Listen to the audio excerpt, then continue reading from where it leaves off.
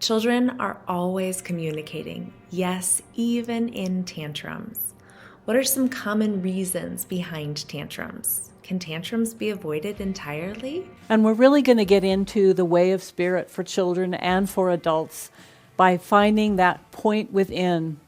How to really navigate our own expectations, those of our family, how to navigate those relationships to really make the most out of your Montessori at home journey. Let's make grammar exciting, fun, compelling, the kind of lessons, the kind of opportunities you offer to children when they say, please, I want that lesson again. And I'm going to be talking about all of the wonderful music-making opportunities we have with children in the first plane of development, and some of the many psychological benefits they will bring.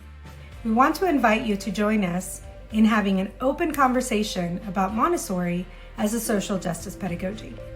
We will be talking about the cultural as well as the socioeconomic inequalities that many BIPOC children face with their Montessori education. This presentation, Understanding Language Learning and Attention Differences and How to Help, will give you specific information on working with children with oral language disorders, dyslexia, and ADHD. Montessori's educational theory and its impact now in the post-pandemic world. I am so looking forward to introducing this brand new classroom management model that I have worked so hard on in the last few months. I'll be sharing with you simple but powerful Montessori activities that you can do with your child to help them become critical thinkers.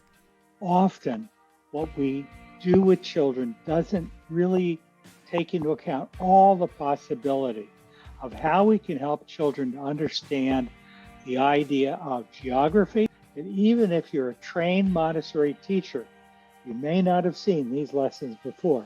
How can we create communities that will best support children and will help them to become the community builders of tomorrow? We're going to take a look at the past 30 or 40 years of reading research that comprise the science of reading. How to help parents learn to use Montessori principles at home in ways that will not only help them enjoy parenting more, but will also reinforce what's happening in your classroom. In my session, you are going to meet the 9-seater tricycle that saved my life and some of the children's lives in the Philippines during the height of the pandemic. So I really hope to see you there. The neurodevelopment of language in the young child, we're going to look at it from a neurobiological lens, but also connected with the Montessori program and what activities we introduce. Key characteristics of the early childhood programs, so the child in the first plane, and what role that plays in the further development of children as they enter the second and third plane.